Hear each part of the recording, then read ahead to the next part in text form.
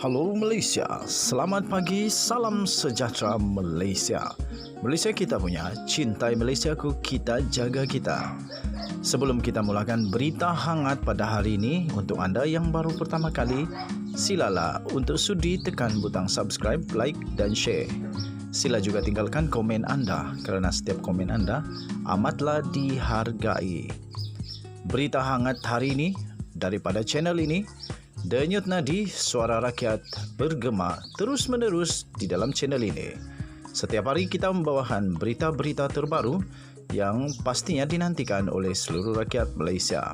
Kita akan mulakan berita kita. 1, 2, 3. Berita mula sekarang.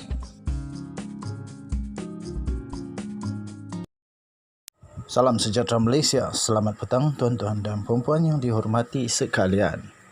Sekarang ini perang psikologi sudah pun bermula dan tidak lama lagi kita akan mengetahui siapakah yang bakal menang dan dapat menguasai semua pengundi-pengundi. Paling hangat diperkatakan ialah Khairy Jamaluddin yang dicalonkan di kubu kuat Pakatan Harapan, iaitu di Sungai Buloh. Dan sekarang ini juga ialah perang persepsi di kalangan pengundi-pengundi Malaysia.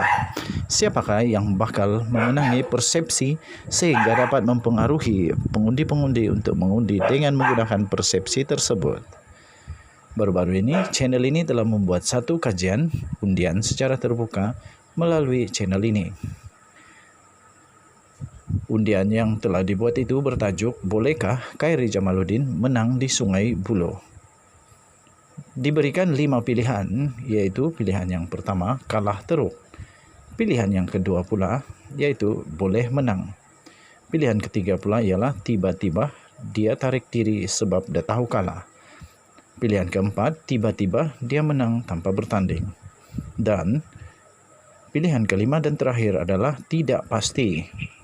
Selepas 23 jam undian ini dibuka, terima kasih diucapkan kepada 6,400 pengundi yang telah mengambil bahagian di dalam kaji selidik ini. Setelah 23 jam berlalu, bolehkah Khairy Jamaluddin menang di Sungai Buloh? Nampaknya sebanyak 1% mengatakan tiba-tiba dia menang tanpa bertanding. Manakala 3% pula mengatakan tiba-tiba dia tarik diri sebab dah tahu kalah. Yang amat mengejutkan ialah sebanyak 17% daripada 6,400 pengundi itu mengatakan tiba-tiba dia menang tanpa bertanding. Maafkan saya, mereka menjawab tidak pasti. 17% mengatakan tidak pasti. Paling mengejutkan ialah hanya 23% mengatakan Khairy Jamaluddin boleh menang di sana. Dan nampaknya sah. Sebanyak 56% mengatakan Khairy Jamaluddin akan kalah teruk di Sungai Buloh. Daripada 6,400 pengundi itu, mengatakan sebanyak 56% bersetuju bahawa Khairy Jamaluddin akan kalah teruk di Sungai Buloh, iaitu 56%. Terima kasih juga diucapkan kepada 348 pengundi yang telah menunjukkan tanda like. 28 telah memberikan komen mereka yang bercampur-campur. Persoalannya adalah, benarkah tinjauan ini akan menjadi kenyataan ataupun tinjauan ini tidak akan menjadi kenyataan dan akhirnya Khairy Jamaluddin menang di Sungai Buloh? Apapun, kita nantikan bersama-sama jawapannya pada 20 hari bulan ataupun 19 hari bulan ini ataupun pada 18 hari bulan tengah malam. Kita jumpa lagi. Salam sejahtera Malaysia. Sila tinggalkan komen anda. Denyut nadi suara rakyat bergema di channel ini. Bye-bye.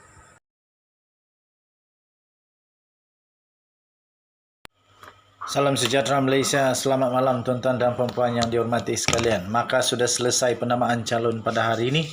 Ada beberapa rusuhan, bukan beberapa, satu saja rusuhan sebenarnya yang terjadi di Tenom yang berpunca daripada penolakan pencalonan Datuk Peter Anthony yang menyebabkan penyokong beliau marah betul. Okey, itu adalah berita yang baru diterima, ada rusuhan tapi semuanya dapat disettle dengan baik. Okey. So, Yang terbaru ini yang pasti mengejutkan Zahid Hamidi. Zahid kena jawab ini dengan betul ya. PRU 15 wanita BN kecewa parti tidak tepati janji, kata Nuraini Ahmad. Nah, apa cerita dengan Zahid lagi nih? Aduh, Barisan Nasional terkejut lagi kali ini. Wanita Barisan Nasional terkilan apabila pencalonan golongan itu pada pilihan raya umum PRU 15 tidak memenuhi sasaran 30%. Seperti yang dijanjikan pucuk pimpinan parti sebelum ini. Aduh, di dalam parti pun tidak tepati janji, macam mana rakyat mau undi nih? Macam mana rakyat mau undi kalau dalam parti sendiri pun, wanita Barisan Nasional sendiri pun terkilan dan kecewa dengan tidak tepati janji daripada Barisan Nasional ni. Zahid kena jawab dan juga semua MCA, MIC sila jawab supaya rakyat boleh pertimbangkan mengundi. Menurut pengerusi wanita BN Datuk Seri Nuraini Ahmad, pihaknya sedar bahawa fokus untuk memenangkan parti ketika ini lebih menjadi keutamaan. Bagaimanapun, janji itu akan terus dituntut, khususnya melihat kepada beberapa negeri yang masih belum pun dibubarkan. Betul itu. Jadi kalau sudah janji, pastikan ditunaikan. Ini belum manifesto lagi. Masih terdapat 6 negeri yang masih berbaki, belum dibubarkan lagi katanya. Tambahnya, saya dan kepimpinan Wanita Barisan Nasional akan terus tuntut supaya lebih ramai calon-calon wanita dapat diketengahkan dalam 6 pilihan raya negeri yang akan diadakan pada masa akan datang, katanya dalam satu kenyataan pada Khamis. Ujarnya lagi, pihaknya akan memastikan hasrat itu mampu dicapai selari dengan kehendak parti sebelum ini yang ingin menonjolkan lebih ramai golongan wanita. Alih-alih semua janji tidak ditepati. Aduh, patutlah kecewa betul Wanita Barisan Nasional. Ini pasti akan menjadi satu senjata yang akan dipakai oleh pembangkang ataupun lawan kepada Barisan Nasional.